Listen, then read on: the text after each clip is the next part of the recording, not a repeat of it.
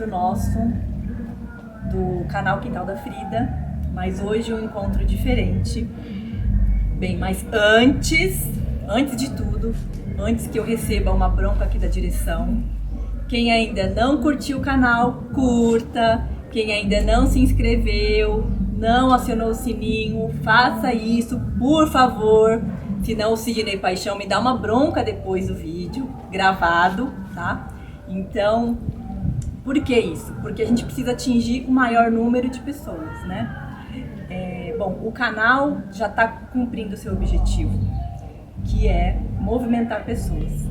Então, essa camiseta, ó, foi pintada exclusivamente para mim, para o canal, pela Diane. A nossa lembrancinha que a gente sempre entrega aqui é feita pela Patrícia Raquel, que já está desenvolvendo inclusive outras coisas para o canal. E também com os comentários que recebemos dos próprios entrevistados, né, os contadores das suas histórias. O canal decidiu convidar, né, uma psicóloga, a Rosângela Matos, para conversar um pouquinho com a gente sobre a história 1, Sidney da Silva, e a história 2, Aimee Mateus, tá? Então a Rosângela vai se apresentar e a gente vai conversar um pouquinho com ela sobre essas histórias. Rosângela?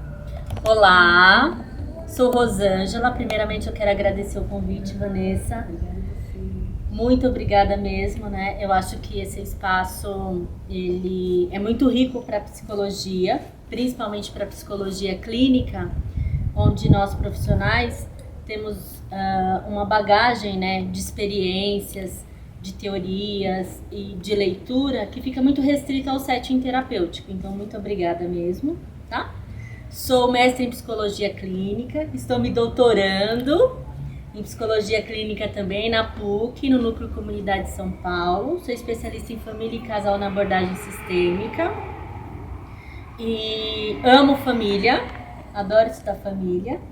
E a minha terapêutica, né, ela parte desse olhar, né, do sujeito que se constrói a partir das relações, do sistema no qual ela está inserida, porque é com esses aprendizados, com essas ferramentas, com essas habilidades que ela vai vivenciar a própria vida, construir a própria história, tá? Certo. Então, fomos a pessoa certa, né? Porque as duas histórias têm tudo a ver com família. Sim, né? muito rica. Fiquei muito feliz pelo convite também. E eu mais ainda de você ter aceito. Nossa, né? que isso! A proposta foi assim. E o intuito é de mostrar, né, alguns caminhos para as pessoas que possam estar passando por situações similares, e que sim, existem diversos caminhos que a gente pode escolher de forma que seja para diminuir o impacto da dor, do sofrimento, né? Porque no final das contas, o que é importante é a gente viver a nossa vida plenamente. Certo? Certo. Então, bom, a gente organizamos algumas questões, né? Referente às histórias. Vamos começar com Sidney da Silva. Sim. E vamos lá. O Sidney, você inclusive tem uma pegada do Sidney, né? Bom, questão... Sidney! Sidney, vem ouvir! Tá, então, Rosângela, o que mais te chamou a atenção na história? Tá. O que mais me chamou a atenção na história, pensando no desenvolvimento, né, que todos nós passamos no ciclo de vida, foi o processo de adultização dele, né? Quando ele tem o movimento, né, dos 11 anos, no domingo, acordar, sem ninguém ver, ir pra feira trabalhar, pegar o dinheiro do trabalho, comprar as coisas que ele quer, pipa, linha de pipa, para poder brincar, né? Então olha a tomada de consciência dele, do tipo, vou fazer o meu para acontecer aquilo que eu quero. Então, para mim, na minha visão, é um processo de amadurecimento numa fase que não é esperada, porque ele, além de pensar, ele vai em busca do recurso, né? Então, assim, e o quanto nós, enquanto pais, ficamos divididos. Ficamos felizes no sentido de ver os filhos, né, que tem esse tipo de comportamento, tendo essa ação, mas olha o perigo que está por trás dela, do nosso papel, da nossa função enquanto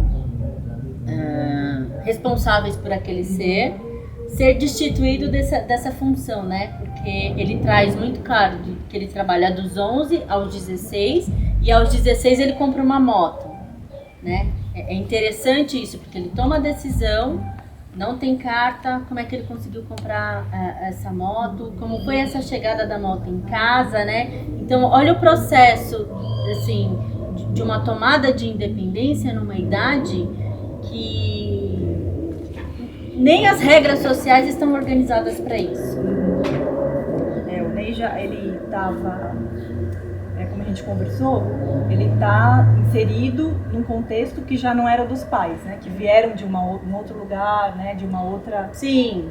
Para fazer a vida em São Paulo, né? Então, é um contexto ali que os pais ainda também não tinham nem assimilado para eles próprios. Né? É interessante isso na história dele. Eu acho que vale a pena nós, enquanto pais, porque eu também sou mãe, quando nós olharmos para os nossos filhos, ter a sensibilidade de perceber que eles estão numa época diferente da nossa. Então, como adultos e responsáveis por aquele desenvolvimento, a gente tem que se transportar no tempo e buscar recurso de entendimento quais são as necessidades, né? O Ney contou pra gente que os pais dele vieram do Nordeste, muito jovens, para poder garantir a sobrevivência e conseguir sucesso, né? Porque eu acho que é uma coisa que é muito vendida ainda em outros estados do Brasil, né? Que São Paulo é uma cidade rica, isso é fácil, e de oportunidades muito melhores do que em outras regiões.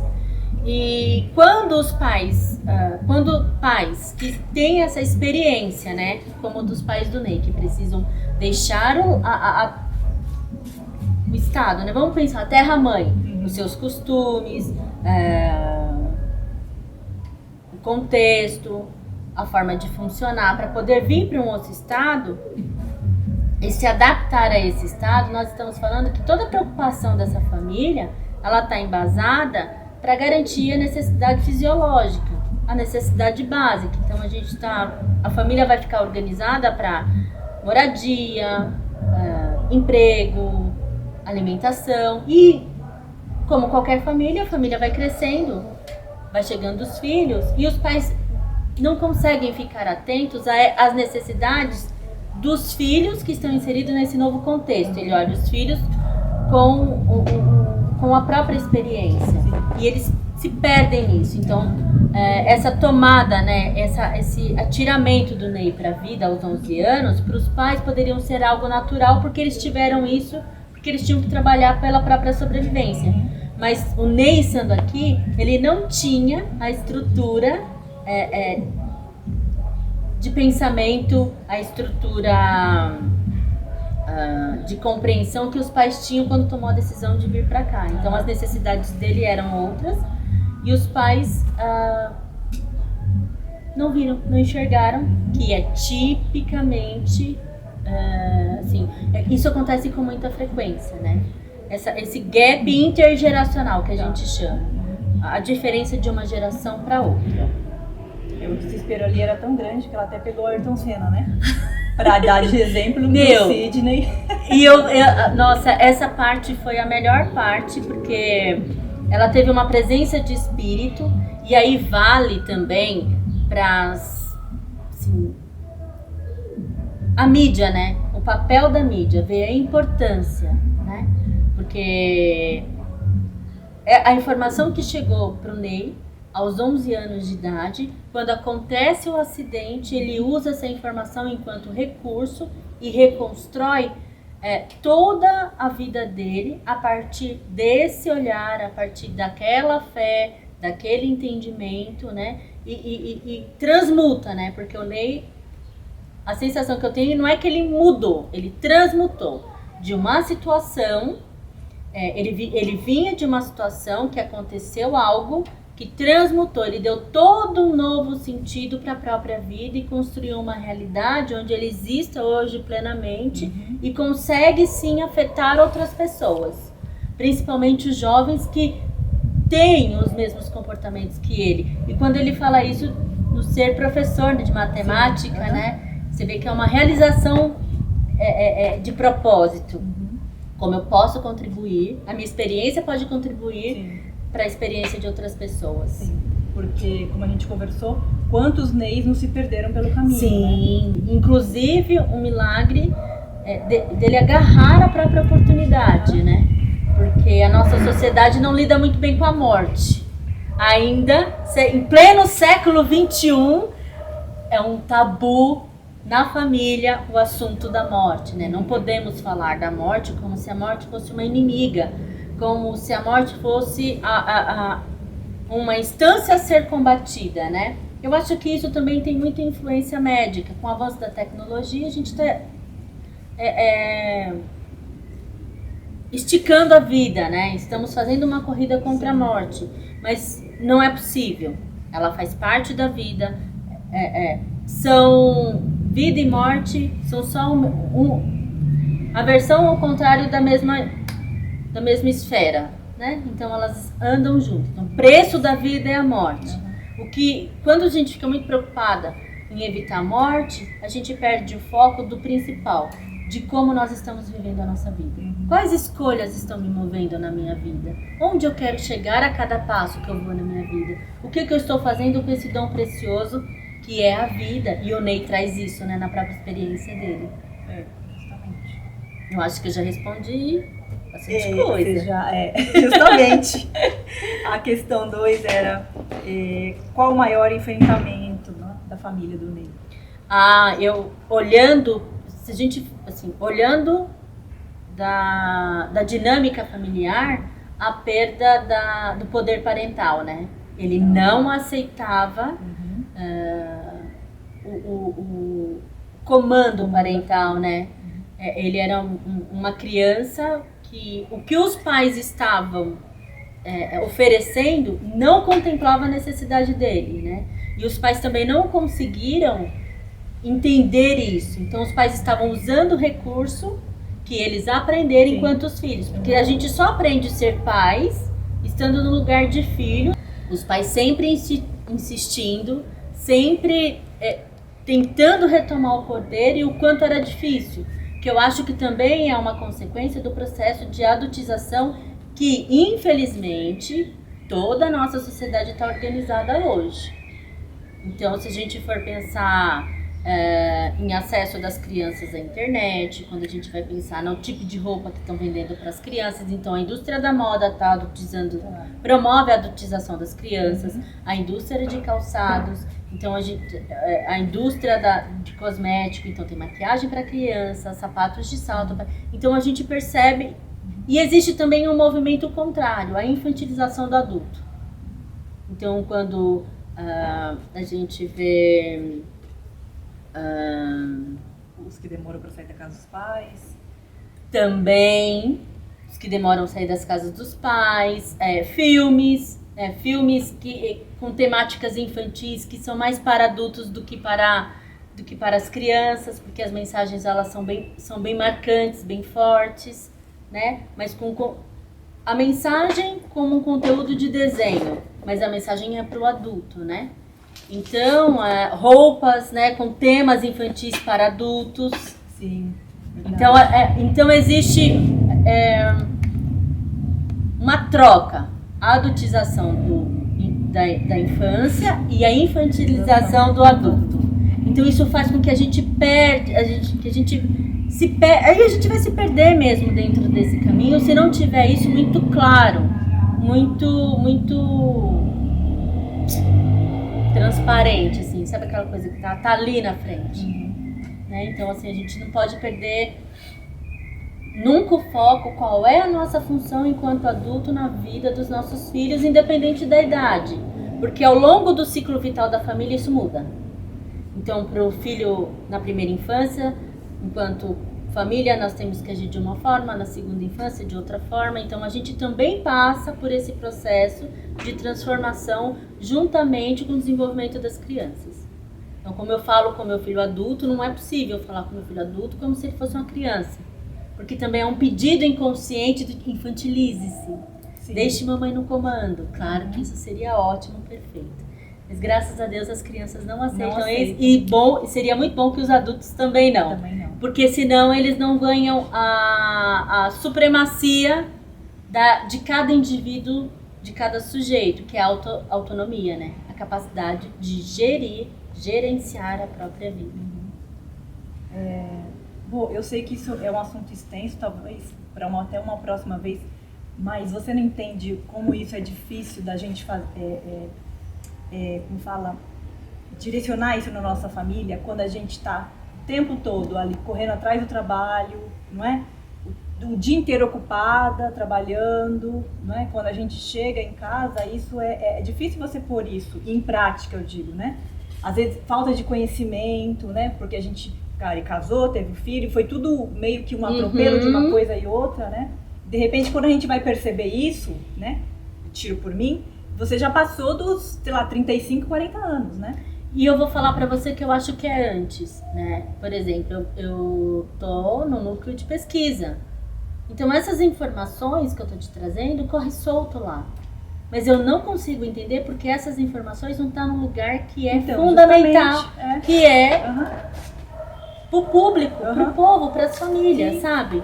Então eu ainda não consigo entender porque que a gente não consegue ultrapassar essa barreira, né? No sentido de trazer essa informação. Fica só ali preso, né, no estudo. Aí assim, e fica mais preso ainda. Eu sempre questiono com as minhas amigas que a psicologia ainda é muito elitizada. Sim. Porque só tem acesso a esse tipo de informação, por exemplo, que nós estamos falando sobre o NEI, o funcionamento da família, em cima do que ele trouxe do depoimento dele, quem vai em busca de psicoterapia. Sim, quem vai em busca de um profissional. Porque como que a mãe dele, que veio do Nordeste, Isso. trabalhando, procurando sustento da família, como que ela ia conseguir entender, ainda mais o Ney, né, com a personalidade forte dele. Um filho totalmente diferente, Justamente. extremamente diferenciado, ela sem recurso.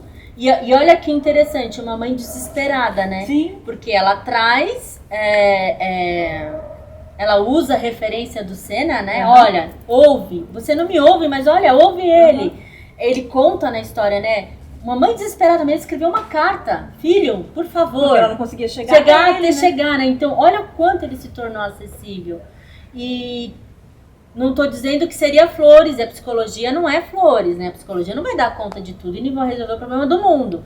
Mas o quanto certos tipos de informação naquele determinado momento que ela estava vivenciando poderia ter facilitado ou deixado um caminho muito mais, assim, menos penoso, né?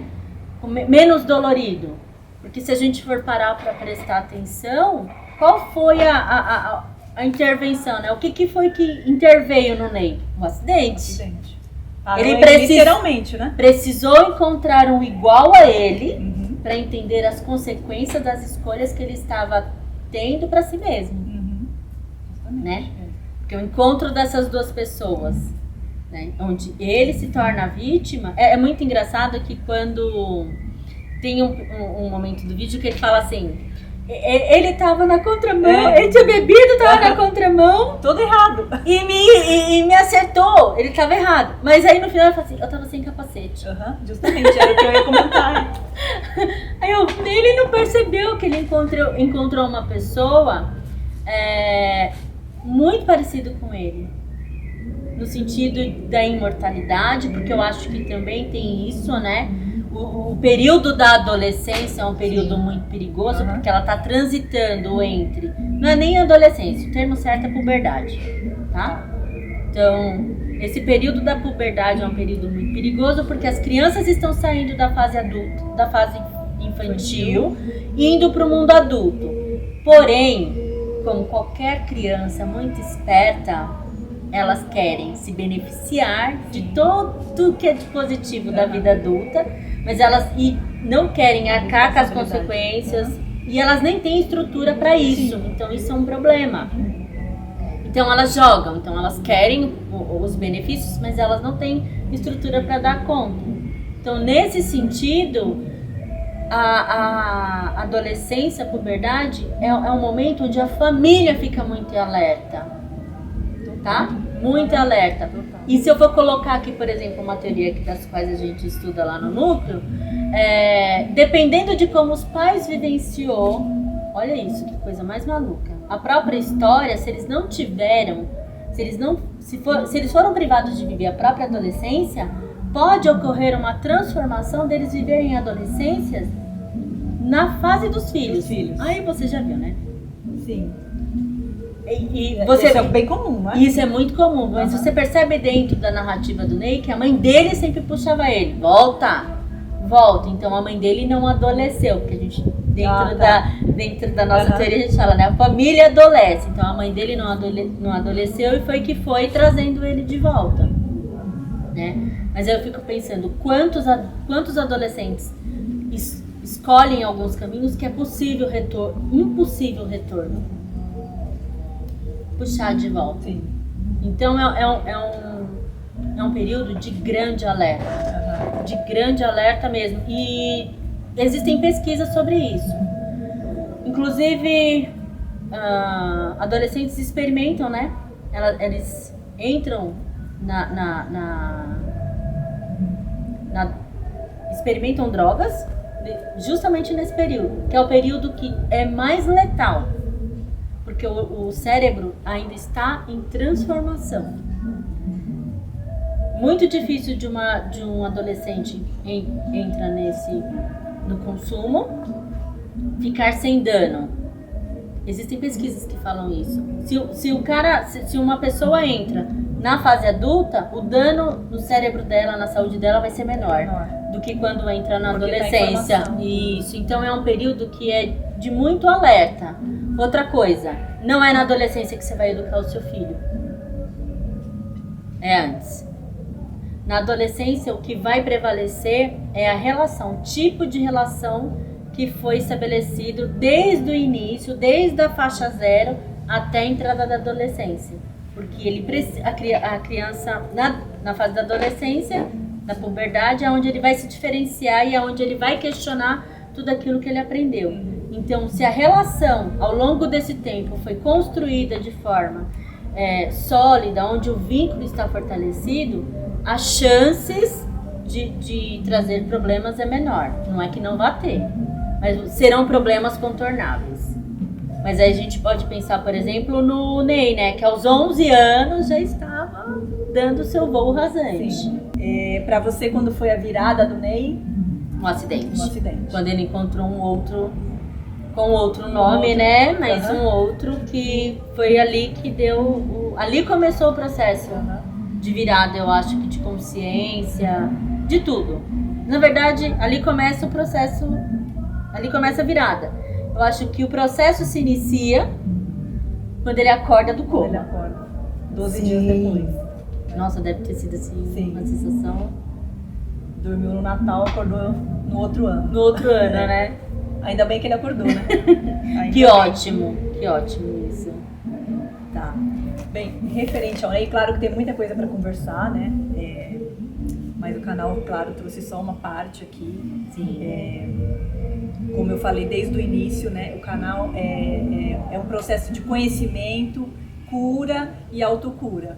Eu nunca passei pelo que o Ney passou, nem pelo que a Amy passou, mas eu vendo essas histórias, né? Eu conversando com a Rosângela, né? Para mim também serve de processo, serve de conhecimento, né? A gente consegue então entender as vidas, as situações, as relações, né? Então, para finalizar, referente ao Ney, inclusive para a recuperação dele, inclusive pelas escolhas que ele fez pós-acidente, pós-recuperação. E a rede não necessariamente é a família, né? Não! Pode ser aqui os amigos, né? Aí quando eu tô falando rede, eu tô falando rede social, rede, não é dessas mídias sociais, né?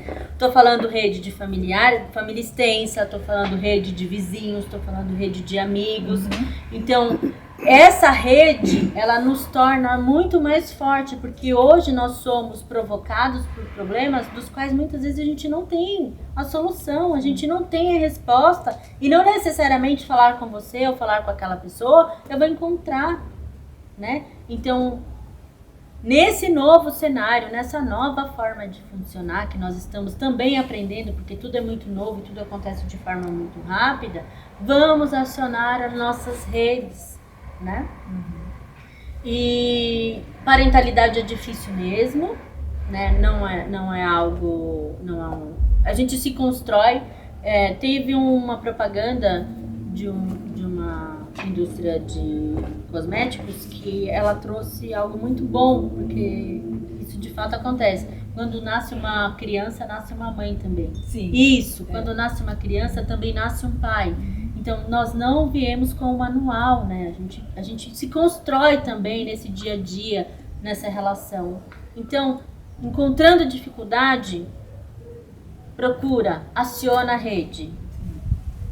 E mídias sociais, canais, né, televisão, todo veículo de comunicação, responsabilidades, né? Porque olha só, o Ney escutou algo do Ayrton Senna aos 11 anos e trouxe isso para ele a vida toda, e foi essa força que proporcionou que ele se reconstruísse, se transformasse, se transmutasse.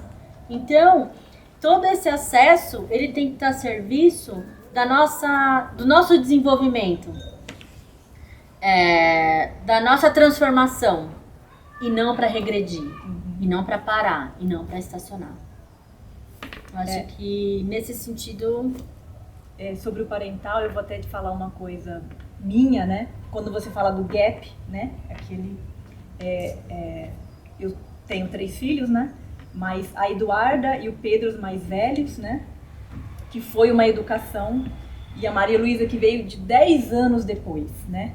Então, assim, só dentro da mesma família, né? A diferença de uma educação de um tempo para o outro, eu senti muita diferença com a Maria Luísa, né? Além de eu já ser mais velha, né? Ter tido ela mais velha, com 33 anos, tudo que ela me traz de diferente, né? Então, que tudo que eu tenho que estar atenta, ela é totalmente diferente dos dois, né?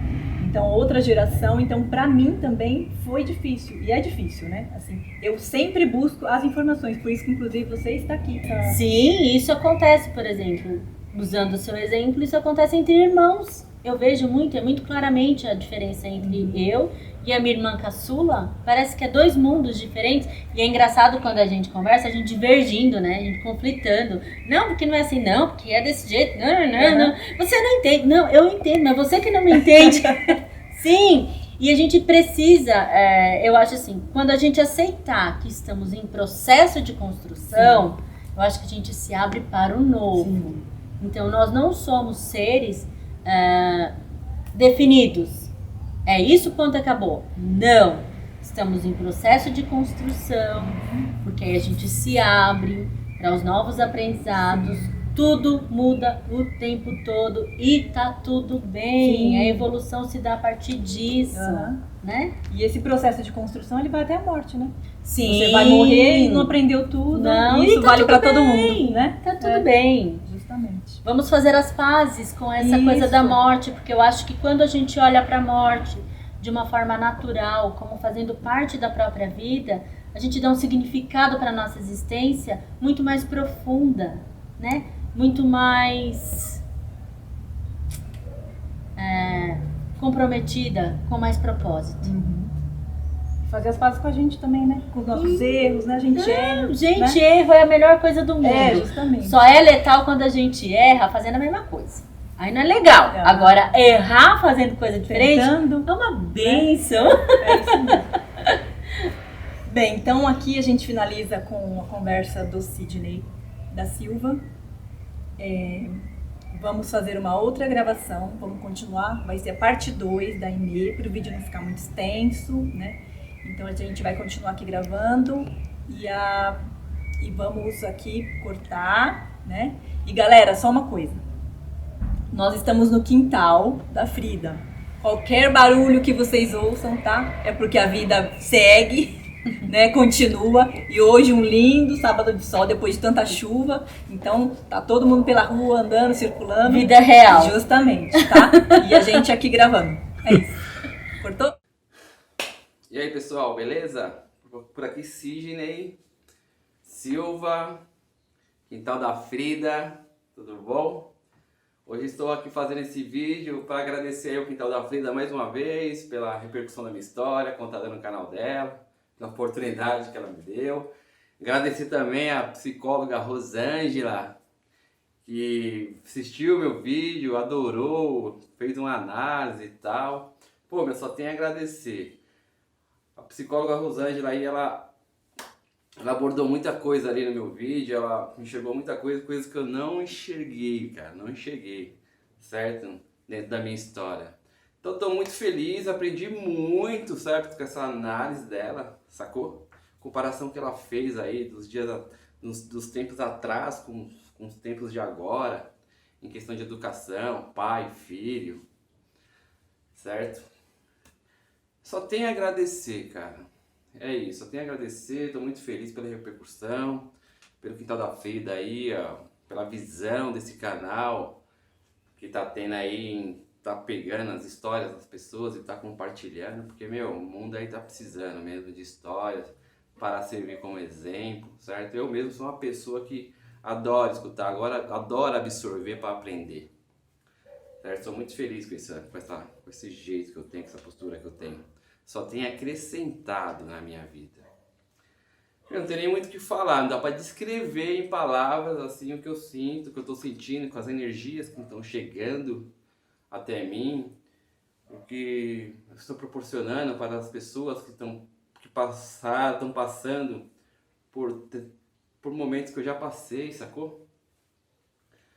É basicamente isso. Só tenho a agradecer Quintal da Frida, a mestre Rosângela. Continua nessa caminhada, a gente precisa de pessoas assim como vocês, certo? Que trabalham com amor, entendeu? E tem a visão lá além, lá na frente. Ok? Um beijo, muita força aí pra vocês. Deus abençoe.